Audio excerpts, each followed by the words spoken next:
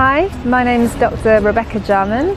I'm a lecturer in Latin American Cultural Studies from the University of Leeds in the UK. The University of Leeds is ranked in the top 100 in the world and in the top 10 in the UK. It's one of the Russell Group universities, which means that it's very intensive in research and it brings that research to its teaching. So all of our students are educated by some of the leading experts in their field. We have 9 faculties and around 30,000 students at Leeds. It's a campus university and it's about 20 minutes away from the Leeds city centre, where we have shops and theatres, restaurants, movies, cafes. So the NCUK programme offers a fantastic opportunity to come and study at the University of Leeds. We hope that you'll take advantage of this opportunity y bueno, estamos allá esperándolos. Bienvenidos.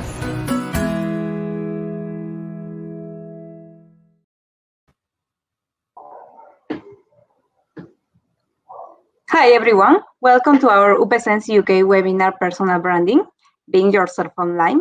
In this opportunity, we're happy to receive our special guest, Tony Bing from Leeds University Business. First of all, an apology to everyone. I speak very little to no Spanish, but I appreciate that you're all going to bear with my English today. So thank you for that. Just a little bit about myself first. As the slide says, I'm an associate professor of marketing in the business school, and I've been at Leeds for 13 years. In that short video, one of my colleagues talked about the university being research intensive, and it certainly is. In the business school, we are leading in research in a number of our different fields, but also because of the nature of business, we also recognize that having a sort of pragmatic approach to business is important, because most of our students plan to go into industry afterwards. And so there are some staff like myself who, whilst I've been an academic now for about 18 years in total, before that I spent 15 years working in London in a range of marketing agencies. So there are a few of us who also have some real world practical experience, and we try to bring both of those things together in what we teach. So what I am going to do today is give you a little taster lecture. Now, this is a topic that I cover in some of my classes. Also, I'm very lucky, or have been lucky in the past, to go to various countries around the world to meet with our past students, our alumni, and run seminars and workshops where I talk about this. Obviously, at the moment, that's slightly on hold in terms of physically visiting, although I do have some various events planned over about the next 6 months online, a little like this. Usually this kind of session would probably take the best part of an hour, because it's about really sort of getting to know each other and network, and there'll be a lot of interaction between people in the class. Obviously today we're trying to go for just a little bit of a taster. So whilst I'm hoping that there'll be some interaction between yourselves and me, and I'm going to be asking you to do a couple of things, I'm not going to expect you to spend a huge amount of time working on tasks and challenges, but I will sort of reflect on that, what we do in our classes. So this topic, personal branding, it's a huge topic in business, particularly. It's grown over the last few years, increasing interest in academia, as well as in the real world. And sometimes, you know, it can seem a little bit far away and a little bit sort of, I don't know, you know, a bit high level. But if you're the kind of person that spends a lot of time on social media, and from what I understand of the people listening to me now, you may well do, and you probably do, and you follow a lot of Instagrammers and YouTubers and these kind of things, then everything that's happening there with those influencers, and then also with what you're doing and how you're portraying yourself on social networks, that's personal branding. And what I'm going to do today is, I'm not sure if you can see my slide or whether you can just see me. Thank you, whoever just did that, unless the computer did it itself. I'm new to this platform, very familiar with Zoom. So I'm going to talk a little bit about the benefits of personal branding, hopefully get some feedback from yourselves on that. I'm then going to ask you to critique a personal brand. What does that mean? What it means is I'm going to want you to look at your phones, look at Instagram, and check out one of your friends or colleagues and think about how good their personal branding is. Hopefully from that we'll identify some mistakes that people make, and then I'll present a framework, an academic framework that I think is also quite pragmatic, so that you can think about how you might develop your personal brand in the future. So what is personal branding? I like this cartoon. Personal branding, the practice of people marketing themselves and their career as a brand. It's essentially an ongoing process of establishing a prescribed image or impression in the mind of others about an individual, group, or organization. So says Wikipedia. And that sounds a bit academic, doesn't it? And that sounds quite long-winded. But what is it about? It's about people. I think the key thing there is people marketing themselves. And you might not think of it as marketing per se, but as soon as we all go online and we start posting on social media, we are saying something about ourselves. We're making a conscious decision about how we portray ourselves to the outside world, either to the world in general, certainly those influencers who are looking to reach as many people as they can, or even if it's just to our friends and our colleagues and our family. We're always trying to portray an image of ourselves. And that's really what this personal branding online is all about. And the title of this session, being yourself, is kind of the key message, which is, being true to yourself and delivering your true self is more often than not the best way to go online. And I had a quick look at some data to find out what the top social networks are in Peru. And they were these, from the Facebook, Pinterest, Instagram, WhatsApp, and so on. Now, from what I understand of you guys, you're probably in your sort of late teens, possibly some of you early 20s. If you're like my sons, I've got two sons, 15 and 17. They didn't use any of these. Well, Instagram. Facebook, no, that's for old people like me. And the thing is with social networks, it's constantly changing. So yes, these are the biggest networks. Facebook, the biggest by a very long way. But of course, there are new, let me just get the right screen. There are new ones coming up. Now, I don't know if these are big where you are, but we've got Monkey, all about meeting people.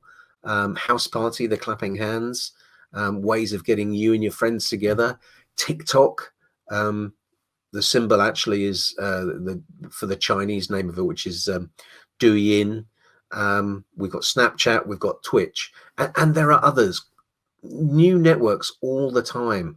And I say, certainly when I talk to my 15-year-old son, he always seems to be talking on a different platform. I'm not on them, but he is. And it's there that, people are portraying themselves and putting this image across. So what are the personal branding benefits? So as this is a kind of a taster, this is where, if this was a real class, a real lecture, what I'd actually get you to do is turn to the person next to you or a couple of people next to you, have a chat for a few minutes and come back with some answers. And then I've got some answers prepared as well. So we'll try this out, obviously without the chatting to the person next to you, unless there's somebody in the room with you. But maybe just take 20-30 seconds. Just have a thought about, personal branding and how I've described it. What might the benefits be to you or someone like you? So just tap any comments in the chat function, and we'll see what you come up with in the next, as I say, 30 seconds or so.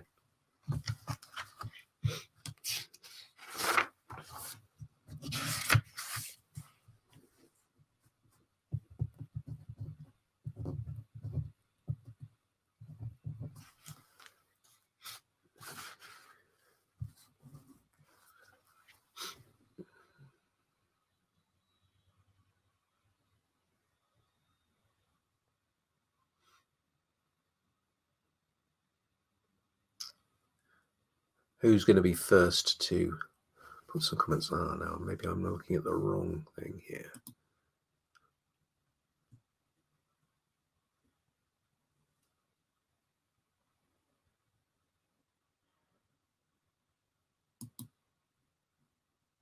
So if you're not sure about how it might benefit yourself, how about some of the influencers that you follow? What benefits might they get?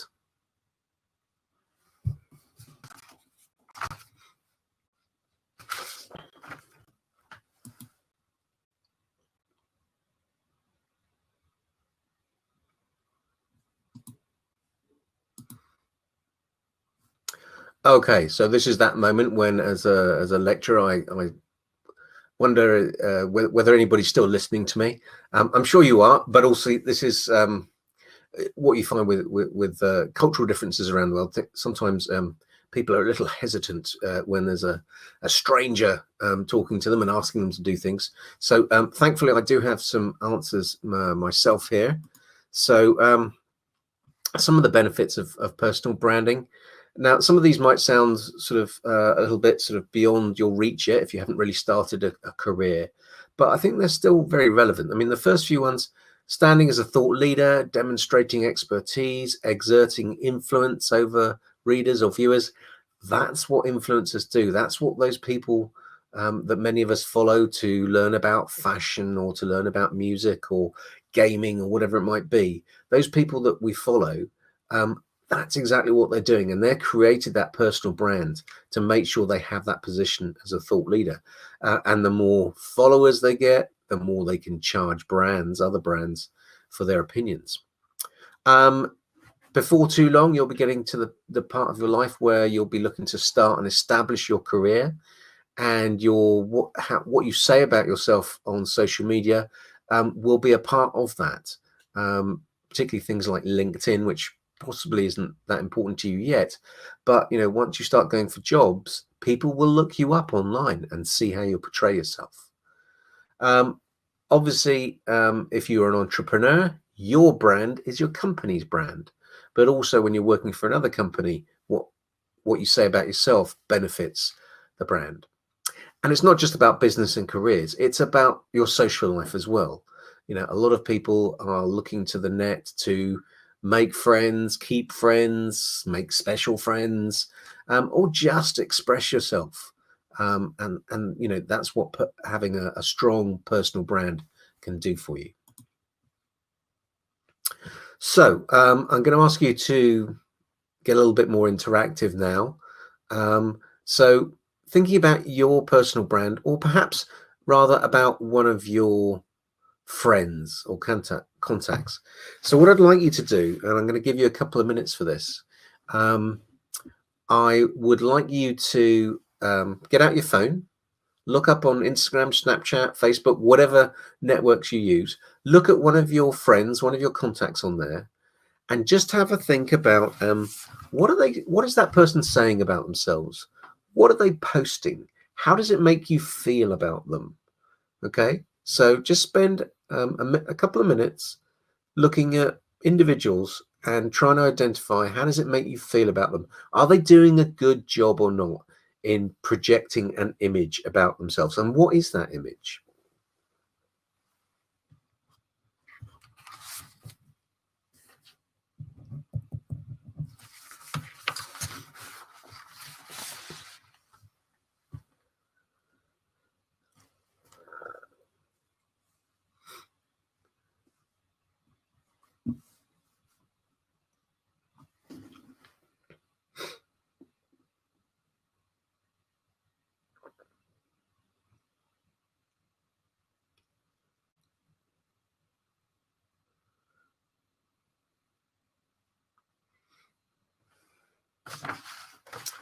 Okay, so I'm not going to ask you to name names or certainly post anything specific from those people, but what kinds of things are you seeing that is impressing you? What is good about how people are portraying themselves on social networks? Is there anything that maybe you would criticize in a negative way? Are people posting things that maybe don't seem appropriate? So any examples you've got, obviously, as I say, without naming names, please feel free to put that into the chat.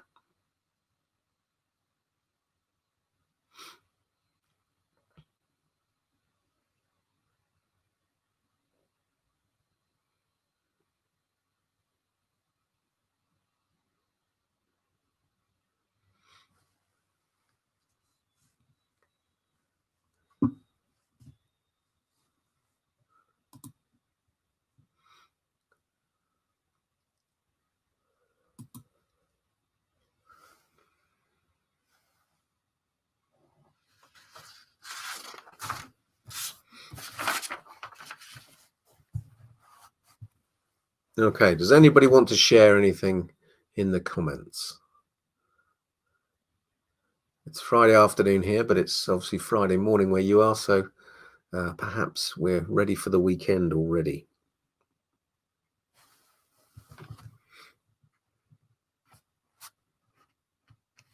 Okay, well, I'll move on.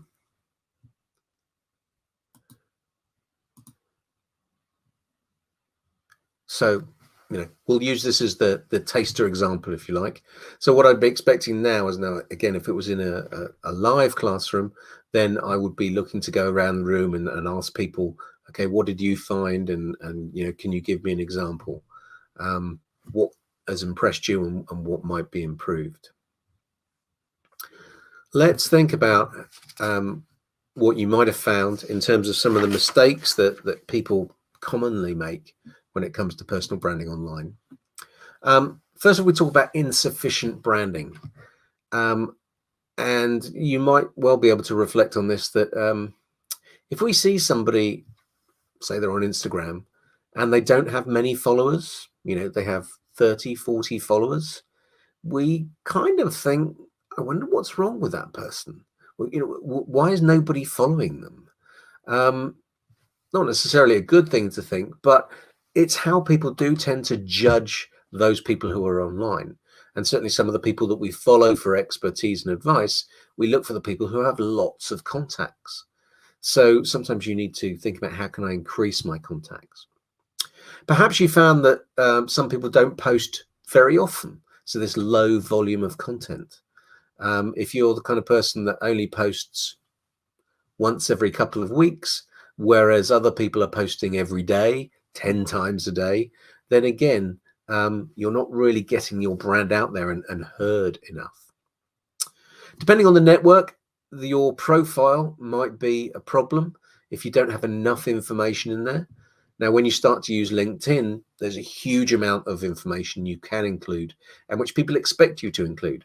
There's not so much on things like Instagram. However, if somebody has an Instagram profile with nothing in the profile, no little description, no perhaps link to another website or another profile, again, we start to wonder, why has that person not really got a better brand? Perhaps you're not emphasizing the right messages. What is it you want to say about yourself and about what you're doing? And are you actually portraying that? Are you getting that across? And then the last bullet point, there's this continuing tension. On the one hand, the whole point of social networks is that we want to say something about ourselves to our friends, to the world, to whoever. But there's a conflict with privacy. Do we really want to expose everything about ourselves to everyone? And that's where some networks allow you to manage the privacy. Some people have multiple IDs.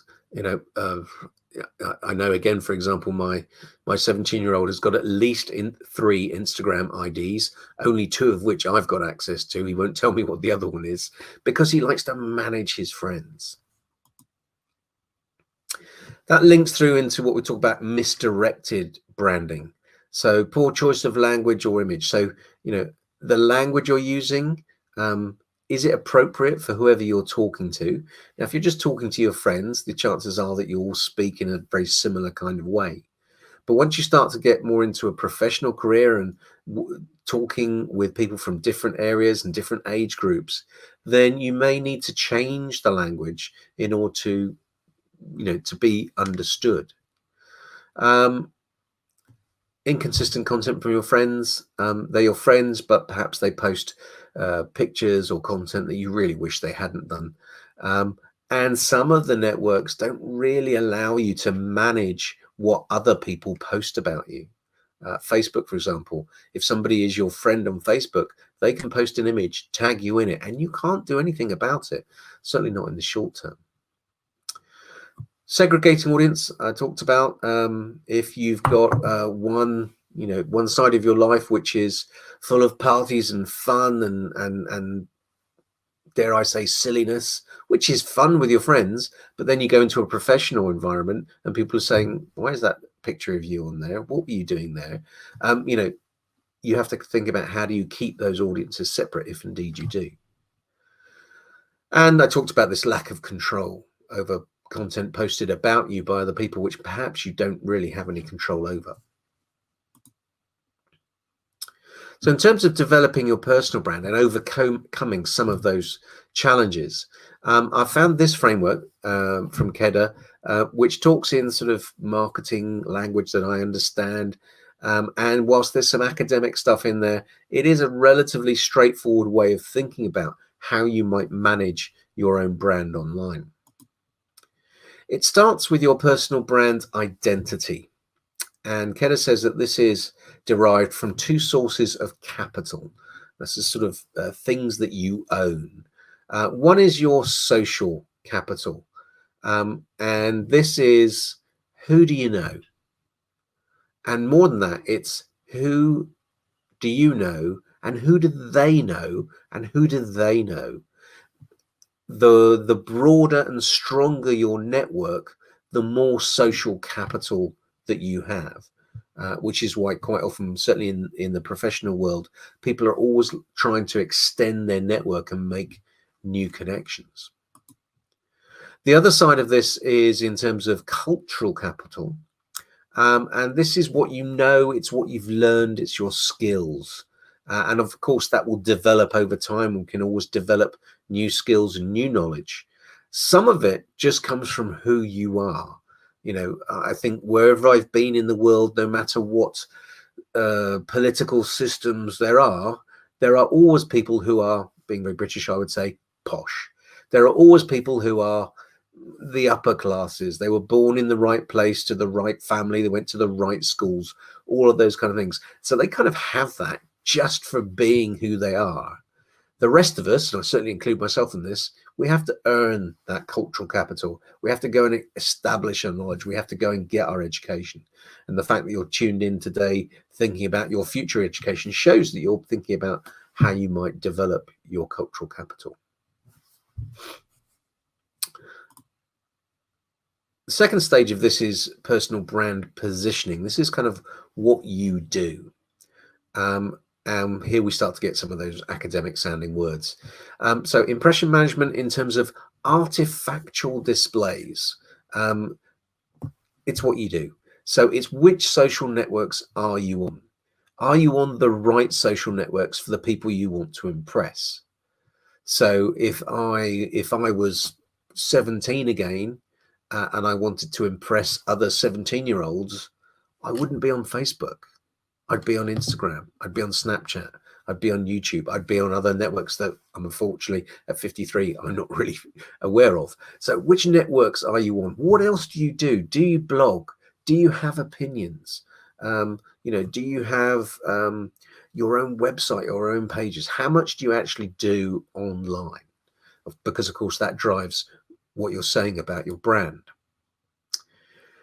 Now, when Keda read this paper, they talked about behavior and verbal tactics as more of an offline thing. What do you wear and how do you speak and how do you act? But I think that's actually important online as well. Talked about language already. What kind of language do you use? What kind of images do you use? Do you think about, as I have today, what's in the picture behind you? Do you think about what you're wearing? Do you maybe, and I certainly haven't done this, do you maybe use one of those apps to, get rid of a few spots here and there, or make yourself slimmer, or more muscly or whatever. You know, ethical is another question, but you know, how do you say it and how do you portray yourself in terms of your appearance and manner? So we've got about, you know, your capital, what you've got, your inputs to this. Then we get into the positioning. What do you actually do? And then the key thing to any successful branding process is thinking about the results. So one of my favorite words, reflection, which is thinking about thinking. Reflection in action, and this is really critical in social networking, is as you're actually posting online or in a conversation with people, are you thinking about what's happening in real time and potentially changing direction in the middle of what you're doing? Now, if any of you go on to work in social media, you know, as a career, this is more often than not what you're required to do. You start off on a campaign, you see how people are reacting, and you have to have the flexibility to change direction. So you need to do that with yourself as well. If you're saying something about yourself and people start to criticize you and say, you know, I think you're talking rubbish, or, you know, I think you look awful in those pictures, whatever it might be, you need to think about, okay, should I be changing direction? Reflection on action. This is the classic thing that we should always do, which is when everything's done, thinking about what happened. What were the results you got? And why did they happen? Now, it's not always easy to know why. Now, with social media, we can get a lot of data, but it can be difficult to identify exactly why something happened. But you can look into it and then start planning something different for the future. In terms of reflection, you know, there's lots of questions you can ask yourselves, and I'm conscious of the time, so I'll flip on to the bullet points I've got. If you're looking to become an influencer, or, you know, whether that's in the short term or whether it's in a future career, you've got to think about, you know, are you genuinely demonstrating experience? What have you done in the past? Have you got genuine expertise, and are you getting that across? Are you consistent? So do you stick to the same kind of content, the same kind of tone? Are you taking a funny tone, a serious tone, and sticking to consistency? Because people like consistency. Are you looking to build relationships? Are you looking to expand your network? Or are you looking for the people that you are already connected with to respect you a little more? And I think the next question is quite key for that. Are you trying to stand out within a particular social network, or are you just looking to fit in? Are you meeting others' expectations of what is normal? Are you going beyond that? Is that what you're looking to achieve?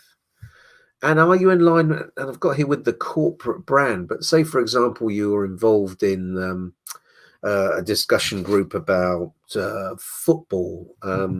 I did look up, you know, if you're involved in a discussion about Universitario, are you saying things that are in line with what that team's is saying about itself, or are you being your own lone voice? Whichever way you go, most things are just fine, but it's a question of understanding, am I thinking about these different dimensions? And I said at the beginning, I think, you know, the key thing is about being true to yourself. So some further research around what makes for an authentic personal brand. The first concept here is authenticity. So what you're putting across, is it a true version of yourself? Are you being true to yourself? Chances are, if you decide to create a persona or a brand which is something different, at some point you're going to make a mistake and it will slip. If you're true to yourself, well, you just keep being you. Consistency, I've talked about. Are you consistent? Do you say the same things about yourself? Do you offer the same kind of images from, you know, as you go along? Are you being relevant to your target audience? You know, do they care? Do you have some kind of authority? Maybe that comes from your expertise or experience. Distinctiveness. Are you being genuinely different? Of course, if you're just looking to fit in, you don't want to be too distinctive. You don't want to be different. But if you want to stand out, you've got to make sure that your content is distinctive. Integrity. Do you have some principles on which you're going to base all of this? Do you stand for something? Goodwill. Do people genuinely like you? And is that working for you? And the last one there is persistence. And certainly anybody who's tried to establish themselves as something of an influencer knows that it takes time and it takes effort. And you've got to do all of these other things and then just keep doing it in order to build that personal brand. I think I've probably taken up most of the time, just looking at my clock here by the side of me. If you do have any questions, please put them in the comments. I can see there are a couple there already. I'll take Nadia's first. Nadia Fernandez. How many times do you recommend that you share on Instagram? Nadia, I hope one day you come to the UK and you can be in my class, because you'll learn that my favorite answer is it depends. Everything is contextual. So depending on what you're trying to do, if it's about, just sort of getting a bit more of a brand amongst your friends, maybe it's once a day, maybe it's a couple of times a week. If you're looking to do this in a very serious way, to earn some money out of this, becoming a fashion influencer or an expert on technology, whatever it might be, then you're going to have a very careful plan and understand what the competition is doing. If all the other influencers are posting 2, 3, 4 times a day, well, you need to do at least that, possibly more. So it's always contextual. I think, if you do want to really say something about yourself on any social network, if you post once every 2 weeks, every 3 weeks, people won't see it. We know that in Twitter, Instagram, things just flash past. You are going to need to post on a regular basis. So, rule of thumb, once a day or once every couple of days is generally okay. But at the same time, you don't want to make people sick of, oh my God, here's another story from Tony coming up. It's got to be distinctive. A question from Forever Star 1995, a stormtrooper. I like that picture. If I study business, from what year of my degree do you advise I should use LinkedIn? LinkedIn is one of those things that we certainly encourage our students to start using really from the first year of undergraduate, because you start to build things up. And whilst at one level it's kind of an online CV, it's, this is what I've done in life. And the thing is, first year in university, you haven't done very much in a career sense. You've probably done more than you think, but you haven't done much. But you start it there because then you can start to build it over time. And of course, you start to build your network, one of those sources of capital we talked about. What is your network? And the sooner you can start building a professional network, the better. And potentially when summers come or you're looking for an internships, if you started to build that network quite early, then so much better. And there's a lot of content on there. You can get involved in all kinds of discussions. So I would say, depending on the type of industry you're going in, LinkedIn is a good network to get involved with right from your first year at university. Any more questions?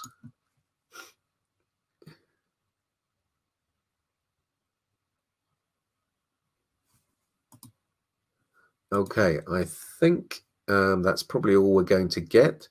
So I will now happily pass back to, I'm not sure if it's going to be Mario or Stephanie, but if one of you would like to take over. Thank you very much, everybody, for listening to me today and joining me in my bedroom.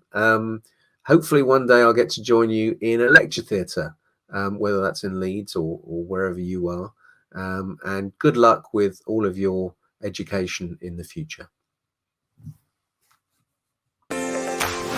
Hola, mi nombre es Almuena Tete, estudié en el Colegio Altair y gracias al programa NCUK fui admitida en las universidades de Bradford y la Universidad de Leeds. Al recibir mi carta de aceptación estaba súper emocionada, también con un poco de miedos por lo que significa un gran cambio en mi vida, el mudarme a otro país, enfrentarme a otra cultura diferente a la mía. En verdad espero que sea una experiencia completamente distinta a una experiencia de la que podría tener en Perú, porque es una forma en la que me voy a independizar mucho más rápido. La carrera que he escogido es International Development o Desarrollo Internacional. Espero poder aprender todo lo que pueda sobre la carrera, conocer un montón, ver cómo vive la gente con tantas culturas distintas, porque es un país en el que hay un montón de inmigración y aprender lo más que pueda en verdad en esta experiencia. Invito a todo el mundo a participar en el programa NCUK, el cual no solo te brinda la oportunidad de poder estudiar en el extranjero, sino también de desenvolverte en alguna carrera que no se encuentra actualmente en el Perú.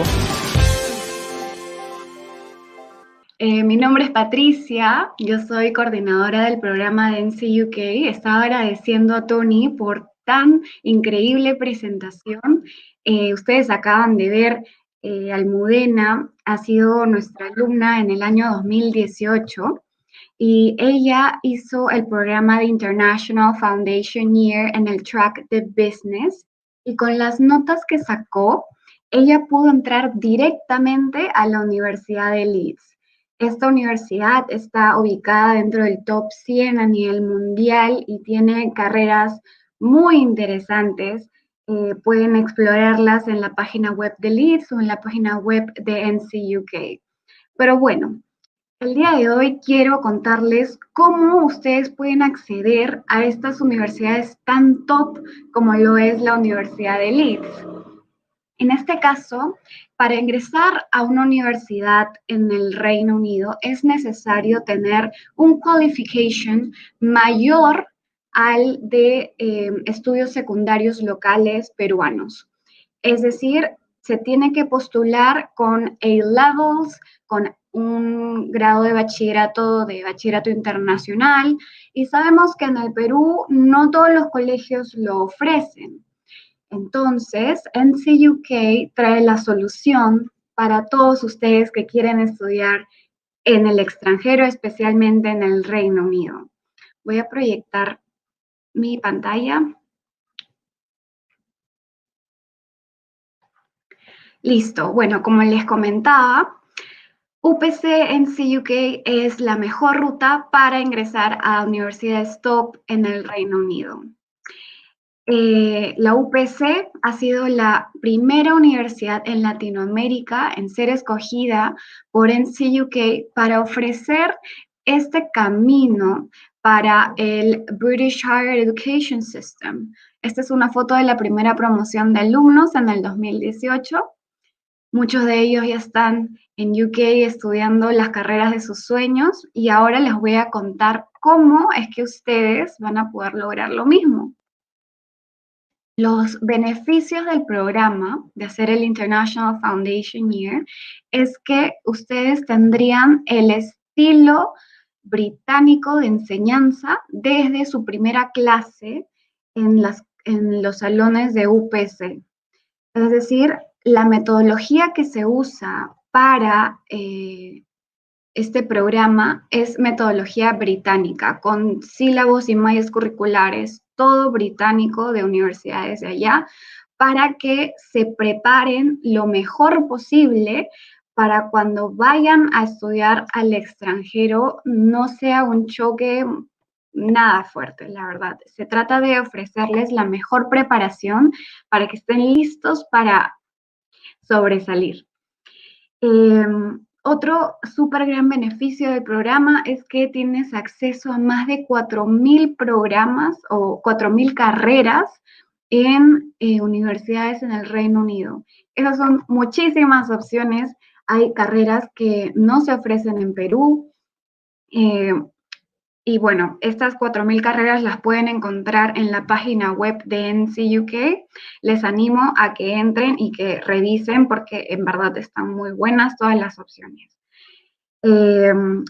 Otro beneficio es que obtienes un diploma internacionalmente reconocido. Es decir, no solo sales en no solo te gradúas en menos tiempo, porque ya todos saben que en UK los años de estudio son 3, ¿no? No 5 como acá en Perú, sino que sales con un diploma mucho más prestigioso que el de la mayoría de programas locales. Y finalmente, como acabo de mencionar, acabarías tu carrera en menos tiempo, con un mejor diploma y con la experiencia de haber tenido una educación superior de nivel global. Beneficios adicionales. Tienes acceso garantizado. Si es que tú cumples satisfactoriamente con los requisitos que pide cada universidad, tú ingresas directamente a la universidad que has escogido, siempre y cuando sea una universidad que esté dentro del consorcio. Quiero explicarme un poquito más en este tema. Por ejemplo, las universidades piden requisitos en notas de A-levels. Usualmente las universidades top 100, como es el caso de Leeds, piden notas de A o algunas veces B, pero la mayoría A. Entonces pide que te saques 3 A's en tus A-levels. Entonces en los 3 cursos que llevas en International Foundation Year, debes sacar A. Si tú sacas la A, ingresas directamente.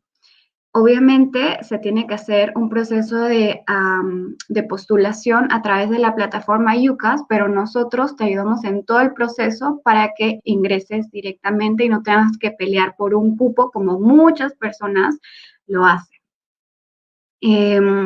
Adicionalmente tienes tiempo para madurar, tiempo para todavía pensar qué es exactamente lo que quieres estudiar. Probablemente muchos en quinto de secundaria tengan una idea más o menos clara de lo que quieren hacer, pero exactamente, tal vez todavía no estás seguro qué tipo de ingeniería quieres estudiar, pero sabes que sí te gusta mucho la ingeniería, o tal vez estás muy inclinado por el lado del negocio, pero no sabes si estudiar marketing o negocios internacionales, o solo business management o combinado con algún tipo de recursos humanos, finanzas, no estás muy seguro. Entonces, este año de Foundation Year te va a dar unos meses adicionales para que puedas investigar a profundidad y tener contacto con distintas universidades, distintos representantes de las universidades para que te des cuenta lo que verdaderamente quieres hacer. Otra cosa es que expandes tus oportunidades. Sabemos que el simple hecho de estar solo, entre comillas, en otro país, te hace madurar sí o sí. Tienes que hacer tus cosas por ti mismo, tienes que organizarte, tienes que ordenarte, ser responsable, y esto expande tus oportunidades, incluso laborales. Entonces, de esta manera, tú te conviertes en un ciudadano global y esos son los mayores beneficios que el programa te puede ofrecer. Estas son las universidades que pertenecen al consorcio. Como ven, está la Universidad de Leeds. Hay muchas universidades que pertenecen al Russell Group Universities, que es como el Ivy League de Estados Unidos, y también hay muchas otras que se destacan en determinadas carreras, en carreras específicas. Que todo esto lo pueden encontrar en la página de NCUK. Como les dije, son un montón, miles de opciones, así que les recomiendo que vayan. ¿Y cómo es que funciona esto? ¿Cómo me voy directamente a UK? ¿Cómo tengo el acceso garantizado? Pues les explico. Aquí en este diagrama vemos en la primera columna secundaria local, en este caso peruana. Muchas de las escuelas peruanas no tienen IB, entonces es necesario que los chicos tengan un equivalente, que en nuestro caso se llama International Foundation Year, y lo pueden estudiar después de acabar su quinto de secundaria en la UPC. Y dura un año, es un año de preparación donde llevan 3 cursos core, según la carrera que ustedes quieran estudiar, y también el curso de English for Academic Purposes, que les va a servir tanto para acostumbrarse a la metodología británica, como para también convalidar el inglés para el tema de la visa. Entonces, no es necesario que tomen el examen IELTS o ningún otro, porque el curso de EAP ya les convalida. Entonces, como les dije, esto dura un año y en comparación está el bachillerato internacional, que algunos colegios lo tienen incorporado en sus 5 años de estudios secundarios, lo tienen en cuarto y quinto de secundaria, o algunos tienen quinto y sexto de secundaria, pero es un equivalente al A-Level. Entonces, esa es la segunda columna. Tienes que tener o IB o Foundation Year para irte al Reino Unido. En la tercera columna vemos que dice Year One. Este ya es el primer año de universidad de los 3 años que demoran completar un undergraduate degree en Inglaterra. Entonces, el primer año, si ustedes quieren algo relacionado con negocios o ingeniería eléctrica o electrónica, lo pueden hacer en Perú. En UPC también con nosotros el programa NCUK. Pero si tal vez quieren irse de frente a Inglaterra desde el año 1, también lo pueden hacer. Así que tienen la opción de quedarse un año más en Perú y hacer 2 años en UK después, o irse desde el primer año a UK y hacer los 3 años allá. Luego, bueno, llega el año 2 y en el año 3 ya sale que completas tu UK Bachelor's Degree.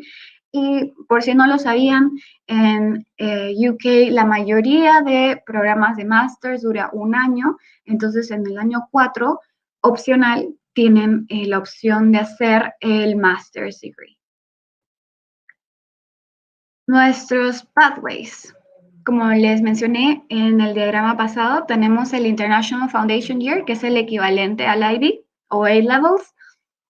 Y en este pathway hay 5 ramas, que son la rama de arte, si quieres estudiar algo relacionado con diseño gráfico, arquitectura, fashion marketing, cosas relacionadas al arte, estudias este track. Luego tenemos el track de humanidades, que pueden ser comunicaciones, pueden ser antropología, sociología. Esas carreras van en humanidades. También tenemos el track de ciencias, que si quieres estudiar odontología, quieres estudiar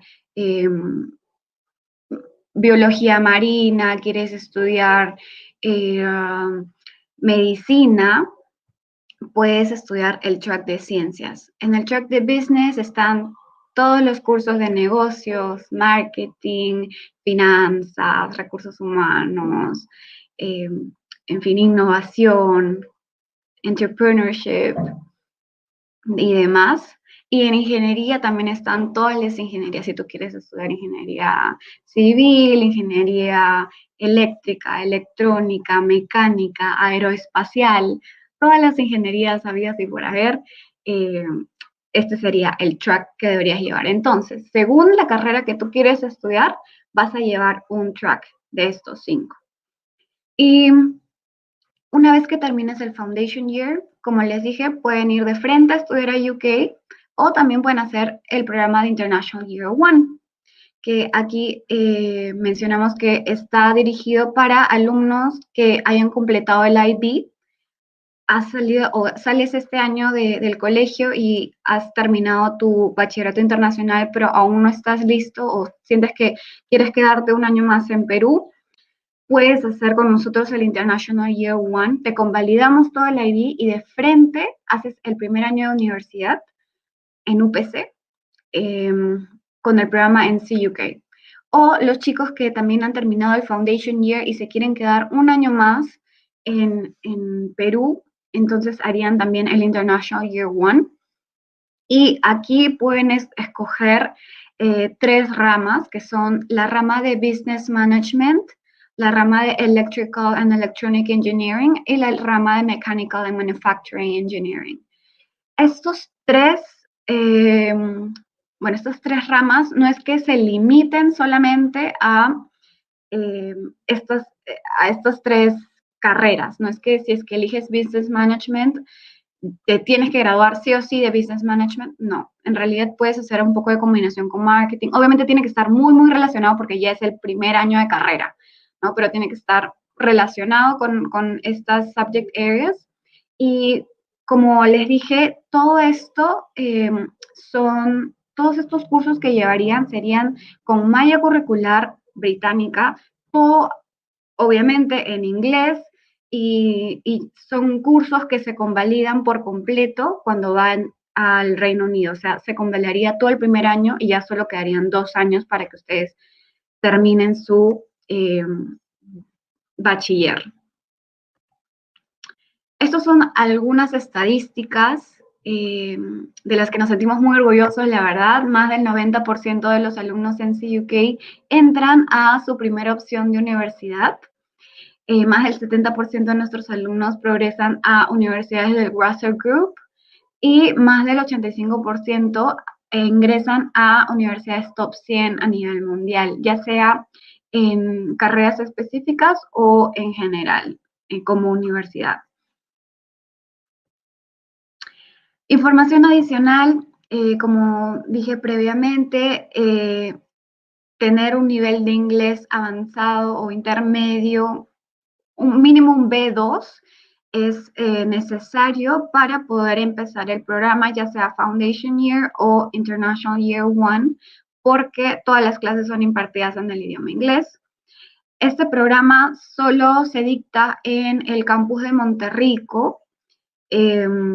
Cuando volvamos a las clases presenciales, claro está, por el momento son online por la pandemia, pero cuando se retomen clases presenciales será en el campus de Monterrico. La duración de cada pathway, o sea, del International Foundation Year como del International Year One, son de 10 meses. Esto quiere decir que empezamos clases en marzo y terminamos en diciembre cada año. Y este es el proceso de admisión.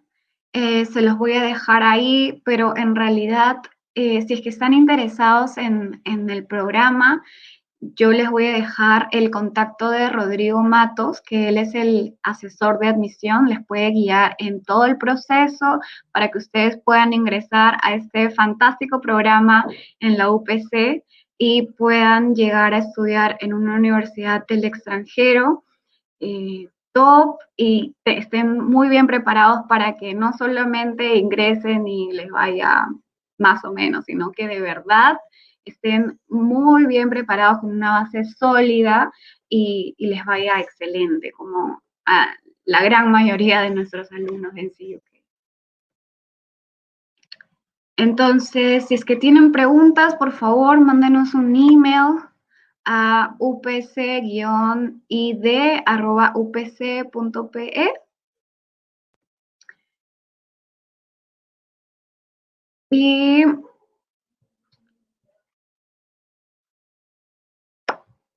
bueno, eso en realidad fue todo de mi parte. Ya también estamos con el tiempo bien justo, así que esperamos muy atentos todas sus preguntas, inquietudes. Nosotros estamos aquí para poder ayudarles con todo lo que necesiten. Si es que todavía no están seguros, pueden agendar una cita con Rodrigo o conmigo también.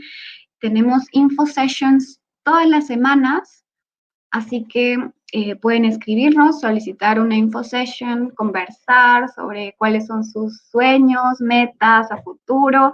Nosotros con mucho gusto los podemos guiar. Y así como en el video vimos a Almudena, que se fue a cumplir su sueño a la Universidad de Leeds, así también ustedes podrían hacerlo. Así que muchas gracias por estar atentos y también por todos los mensajes que nos van a dejar. Gracias.